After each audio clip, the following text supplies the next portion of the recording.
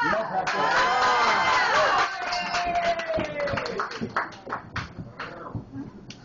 look at that. Oh.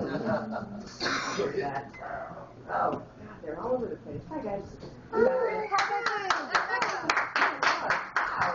Hey, I don't even know what I'm going to say yet. So what's up? I have nothing prepared. My God, what's going on? What should we do? And I was looking out the window like, what should we do? And I was like, okay, I'm going to put on some clothes in case I leave the house. So I put on these exact shorts, and then it all stops. I'm like, all right, whatever, I'm dressed. And then I found $10 in my pocket.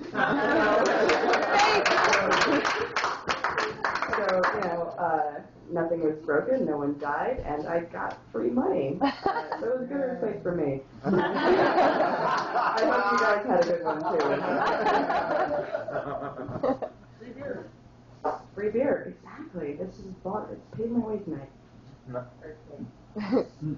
What else? I live in Williamsburg, boo, I know, but I'm from Brooklyn originally, so it's okay.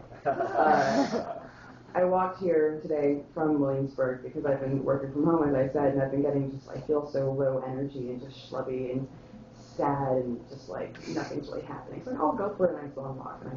And I walked to the East Village, and it was awesome. I didn't realize that I timed it this perfectly, but as I was crossing Williamsburg Bridge, the sun was setting. So like I leave my house at sunlight, I get to the city and it's dark. Perfect. But as I was crossing, it was just gorgeous. It was, I could see the sun going down over behind the city, and as I was going up sort of the ramp to the bridge, the train was coming across, and the sunset was reflecting off the train, and the train and the sky were the exact same color. It was amazing. I don't know, that just came to me. It's great. So I don't know if you know, what I usually do is I'll just ramble for a couple minutes, and then I'll do a Q&A. So if you guys want to do a Q&A about fate, because I haven't thought of anything that's been fated to happen to me, I usually attribute it to something direct. So if you have any questions you want to ask me about fate or my fate or your fate and what I think about it, that's totally so, questions? Yeah, Penny. Do you think that everything happens for a reason, or is it coincidence? That goes back and forth. I think a lot of things happen for a reason that aren't necessarily fate. I think that you set yourself up for a lot of things. I think you can trace, especially things that happen to you directly, you can attribute to choices you've made, the kind of person you are. If you're the kind of person who can handle certain things, those things will happen to you. I think that's when I realized I was a strong person. It took a couple of years for me to realize that people were shitty to me, or things would happen to me, or I would get myself into these very difficult situations. And it wasn't because I was fated to get in difficult situations, it was because I could actually handle them.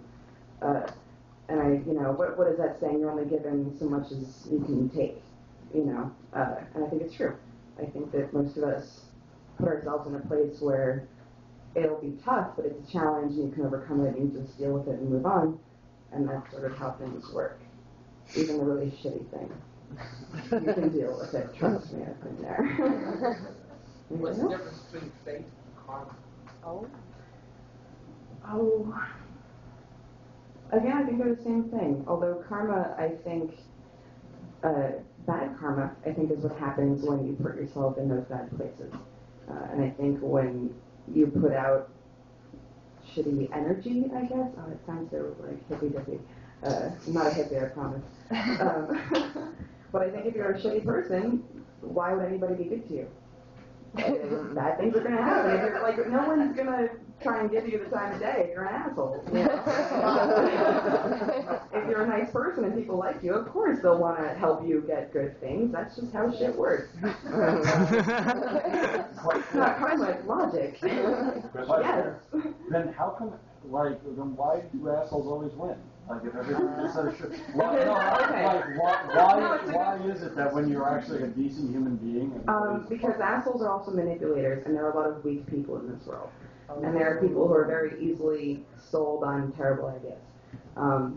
Most assholes are great manipulators. And it's those of us, I think a lot of people in this room, who have been through that enough to know when it's happening. A lot of people don't know that. And most of us, there was a time we didn't know that. And we were easily manipulated, and I've been there, I'm sure you guys all have, where you're young, you haven't learned yet, and the asshole wins because you think they're a great person who's looking out for you, but actually they're looking out for themselves. Do you think an asshole is always fated to be an asshole? No. So there's hope for the asshole?